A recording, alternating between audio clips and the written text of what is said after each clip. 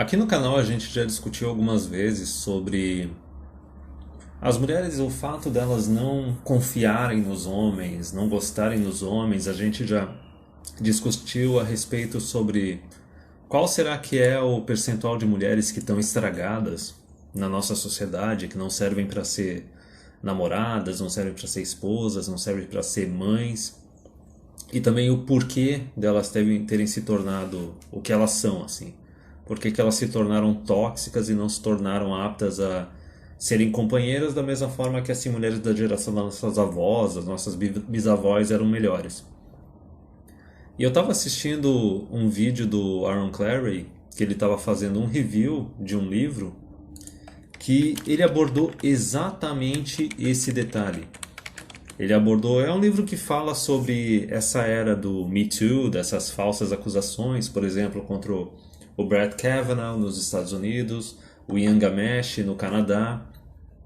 E daí ele aborda assim, nesse trecho que ele fez no vídeo, eu peguei esse trecho, transcrevi, traduzi para português porque achei importante compartilhar.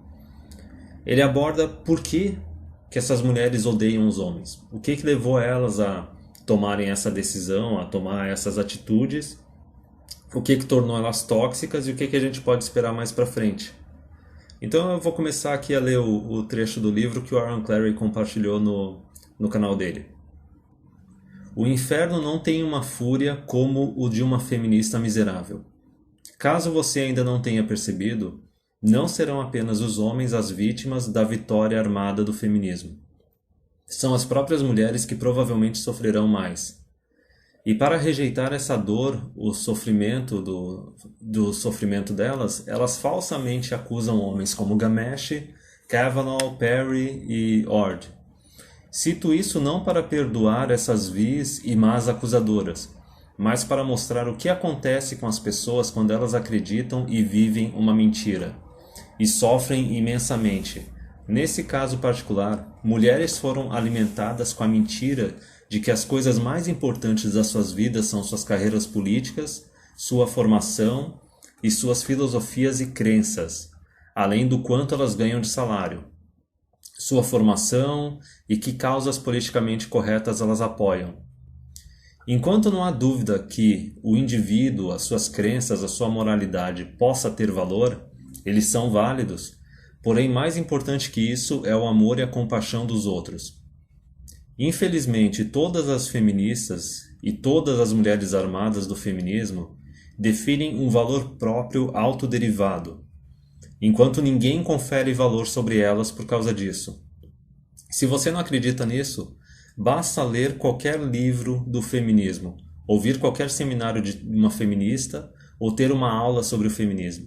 E logo você perceberá que não é nada além de olhar para um espelho e adorar a imagem que você vê. É narcisismo, isso é o amor próprio das feministas. Ele vai desenvolver isso mais aqui no texto.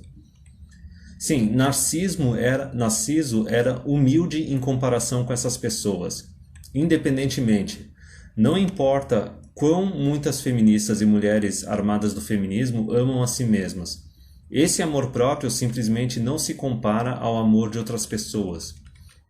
O que piora as coisas para as feministas e mulheres armadas do feminismo são a biologia e a genética. Porque enquanto elas certamente poderiam amar um amigo, um membro de uma família, da família de forma geral, as mulheres elas foram programadas por milhões de anos de evolução humana para desejar o amor de um marido e de crianças. Talvez não todas as mulheres, mas a maioria. Mas a primeira coisa na vida da vasta maioria das mulheres, tanto de hoje quanto no passado, e assim como no futuro, e para sempre, será o amor de um marido e quaisquer futuras crianças que elas possam ter. Mulheres feministas ou não, ele está falando das mulheres atuais, tem 3 opções quando se trata dessa realidade. Quer queira ou não, são 3 opções quando se trata de aceitar ou negar os fatos. Número 1. Elas podem aceitá-los e viver na realidade, e se fizerem, isso significa que elas têm que considerar o que os homens querem em termos de esposa e mãe, em termos de companheira. Isso poderia ser um ensaio inteiro em si mesmo, mas em suma, os homens querem beleza física e fertilidade da juventude, e um tipo de comportamento de apoio. A mulher tem que ser agradável, tem que ser um bônus da vida do cara. As feministas podem zombar disso, dizer que é sexismo ou é humilhação, mas essas acusações são irrelevantes porque isso é um fato. É isso que os homens querem. Se você quer satisfazer a mais importante vontade biológica que você tem em todo o seu código de DNA, você seria sábia em se tornar alguém bela, atraente, boa e altruísta. Aí o número 2. Elas podem negar os fatos em sua totalidade, e é isso que elas fazem, as mulheres esquerdistas e as armadas do feminismo. Elas não precisam de homens, mulheres precisam de um homem como um peixe precisa de uma bicicleta. Você já ouviu essas frases antes. Que bênção maravilhosa para o resto de nós se essas mulheres fizessem o que dissem e seguissem o seu caminho feliz e fossem para bem longe de nós. Mas como foi discutido nos trechos sobre mutilação corporal, que são as mulheres que colocam um monte de tatuagem e piercing que ele abordou no livro, e obesidade, que é aquele pessoal do Fat Acceptance, que a mulher pode ser o quão gorda ou quão obesa ela quiser, ela tem que ser tratada como uma princesinha. Desse livro, elas não fazem. Elas ainda estão obcecadas pelos homens. Porque senão elas não fariam tal drama e teriam tanto ódio a respeito dessas coisas. Elas não atacariam constantemente os homens e os culpariam por coisas como privilégio ou patriarcado. Elas apenas iriam para longe e viveriam suas vidas sozinhas. E resta a terceira opção, que é um híbrido. É uma mulher parcialmente corrompida. Então, nessa parte aqui, o autor ele divide as mulheres nesses 3 grupos, né? Nas que aceitam a realidade, as que não aceitam a realidade. Ele define o primeiro grupo como as tradicionalistas, o segundo grupo como as totalmente armadas pelo feminismo, que são totalmente corrompidas. E daí tem um outro grupo que são as parcialmente corrompidas, que é a terceira opção que ele vai falar agora. As mulheres parcialmente corrompidas de hoje reconhecem que gostariam de se casar, mas colocam valor igual e se não maior naquilo que o feminismo lhes disse que elas devem priorizar. Suas carreiras, suas políticas, sua formação, etc. Essas coisas são tão importantes para elas, se não mais importantes que se casar e ter filhos. Isso se mostra em suas ações. Como muitas mulheres não são explicitamente declaradas feministas, mas certamente são carreiristas. Elas têm que ir para uma faculdade para obter algum diploma inútil, elas são apaixonadas por esses diplomas, elas têm que obter um mestrado ou doutorado na área de atuação delas para poder ter maiores salários. E então elas têm que trabalhar em alguns empregos de baixa remuneração, apenas para obter o seu pé na porta de empresas maiores e melhores. E uma vez que a sua carreira começa a ganhar força, elas não podem tomar a decisão de começar uma família e muito menos ter um relacionamento, pois ainda há $79.403 de dívida dos seus empréstimos estudantis, de quando ela foi pegar o tal diploma inútil. E elas não podem se acalmar agora, porque elas estão apenas atingindo o seu auge profissional, aos 34 anos de idade. E quando elas pagarem suas dívidas estudantis e terem uma carreira estabelecida, satisfazendo todas as expectativas que o feminismo disse que elas deveriam alcançar, elas estarão com os seus 43 anos de idade. A trágica piada do feminismo e da mãe natureza é jogada sobre elas. Nenhum homem que é sério a respeito de iniciar uma família vai começar a procurar por mulheres em seus 40 anos de idade.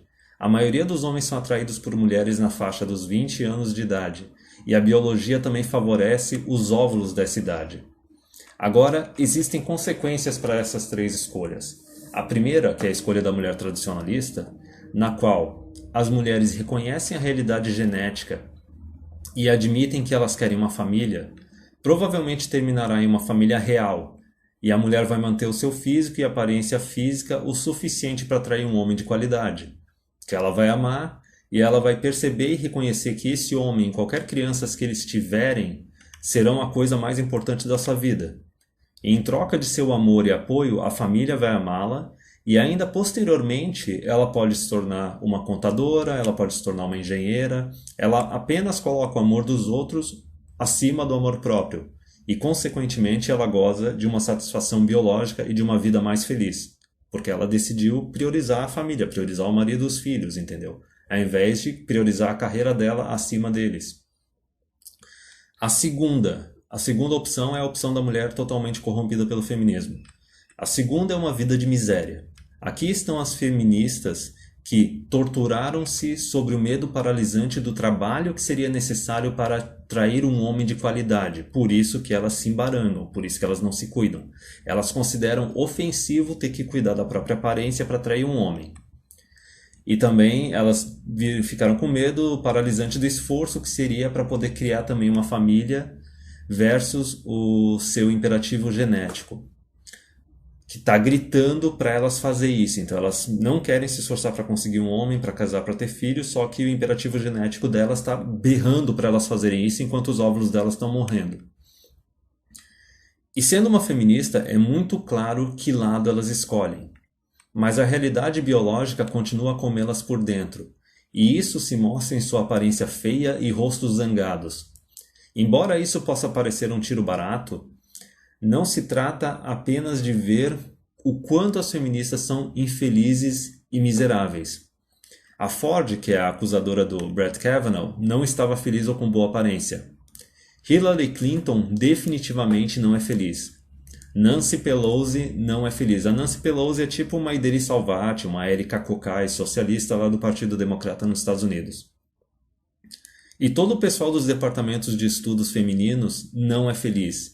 Elas podem publicar milhares de livros, emitir milhões de diplomas de ciências sociais e humanas, fazer toneladas de discursos e falar sobre amor próprio o quanto elas quiserem, mas os crânios permanentemente miseráveis em seus rostos dizem a verdade. A terceira é uma vida de confusão e traição. Essas mulheres são mulheres parcialmente corrompidas. Estas mulheres reconhecem que queriam se casar e ter filhos algum dia, mas não às custas das suas políticas, da sua carreira ou da sua formação. Adicionalmente, dependendo do quanto do feminismo elas beberam, elas também podem acreditar em coisas que vão ou não tornar uma família possível, ou resultarão em uma família disfuncional. Uma mulher que valoriza a carreira mais do que a família provavelmente vai se divorciar e certamente vai pagar alguém para criar os seus filhos. Uma mulher que acha que os homens são superficiais por preferir mulheres fisicamente atraentes nunca vai chegar perto de uma esteira ou de uma academia. Nunca atraente, talvez nunca vá se casar, ou pelo menos irá conduzir o seu marido ao seio de outra mulher. Uma mulher carreirista ou obcecada pela educação, pela formação, permanece na formação acadêmica ou na carreira por muito tempo, perdendo tanto a sua beleza quanto a sua fertilidade, apenas atingindo o mercado de casamento ao mesmo tempo que ela atinge a menopausa. Ou o fato de que ela foi financeiramente sobrecarregada com empréstimos estudantis para ter um diploma de sociologia afasta todos os homens, porque ela é um passivo financeiro. Essas mulheres não estão imediatamente com raiva nesse exato momento, mas elas irão se tornar ainda mais irritadas ao longo do tempo, pois o que lhes foi prometido pelo feminismo nunca foi entregue. O que é isso? A carreira, o alto salário, o marido, os filhos, a casa, tudo isso. Só que não dá para fazer tudo, tempo de vida limitado. E essa raiva só piora quando elas percebem que a sua única chance de verdadeira felicidade foi desperdiçada há muito tempo atrás e que nunca poderá ser recuperada novamente. Na busca de ter tudo, elas acabam com nada. Desses três grupos, apenas o primeiro não vai ficar revoltado com o mundo, pois elas aceitaram a verdade, aceitaram a realidade e tomaram decisões com base em ambos, e consequentemente gozarão de uma vida feliz e tecnicamente superior aos outros dois grupos.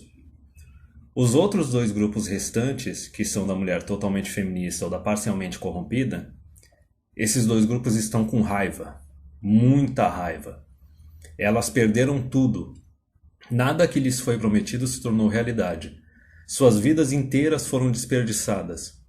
E embora não haja garantia, se você mais uma vez olhar para as feministas e para a dicotomia entre elas e os homens opressores, a narrativa da vítima feminina, a doutrinação feita nas mulheres dos 5 aos 35 anos de idade, os numerosos casos de falsas acusações citadas neste livro, para não mencionar os termos patriarcado e privilégio masculino.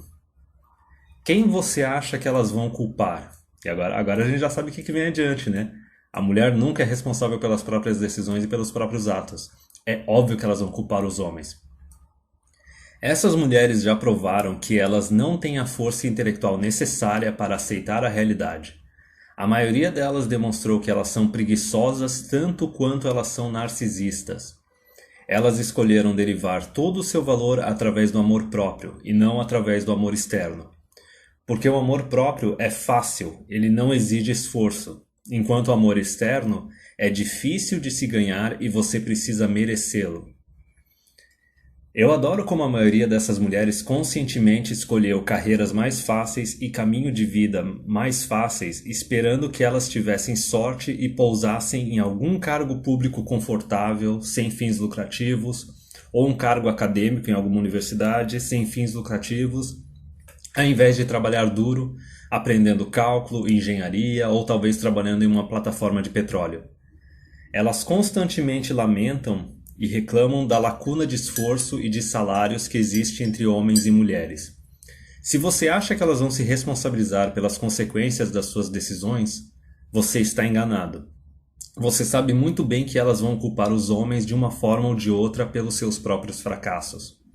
Se você já levantou um dedo para discutir com uma mulher, ou até mesmo se você foi inconveniente de alguma forma com alguma mulher, saiba que elas estão vindo atrás de você, porque você é um homem, você é o inimigo e você é o culpado.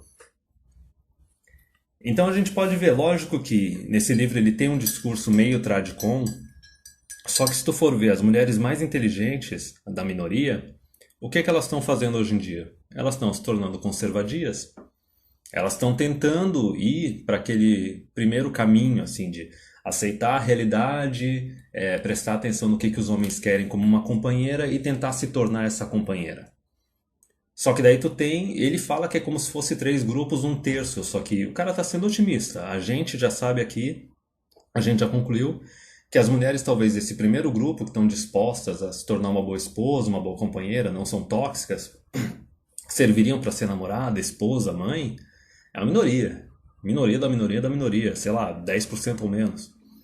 E daí tem os 2 outros grupos, provavelmente o grupo maior é o das parcialmente corrompidas, que são as carreiristas, que querem colocar a si mesmas e a própria formação e a própria carreira acima do homem, acima dos filhos, da família. Que é a mulher que a gente conclui que não serve para ser esposa, porque o homem não ganha nada num relacionamento assim. É uma mulher que vai viver estressada, vai viver cansada, a libido dela vai decair, ela não vai cuidar direito do marido, não vai cuidar direito dos filhos, isso se vai ter filhos, e daí tu vai ter um casamento, uma união estável, que vai ser pior do que se tivesse um colega de casa ou um colega de apartamento. Porque tu vai trazer a mulher para tua casa, ela vai trazer drama e estresse, ela não vai pagar aluguel, tu vai perder a tua privacidade, tu tá correndo sob os riscos da lei aí do divórcio e do casamento, até mesmo de um divórcio e de uma união estável. Então para que tu vai fazer isso? Tu como homem tu não ganha nada se relacionando com a mulher carreirista. Tu pode muito bem, se tu tem uma casa com alguns cômodos sobrando, chama uns amigos para morar junto, divide as contas, não tem drama, não tem estresse, tu ainda fatura um aluguelzinho, bem mais tranquilo, sinceramente, para o pessoal que tá não querendo se casar, não querendo ter filho, vai ter tanta gente sozinha na velhice para o futuro, então isso é uma alternativa. Só que provavelmente esse grupo das mulheres parcialmente corrompidas pelo feminismo, né, as carreiristas, provavelmente esse é o grupo maior. Talvez a gente tenha uns 10, 5% das mulheres assim, mais tradicionalistas, conservadias.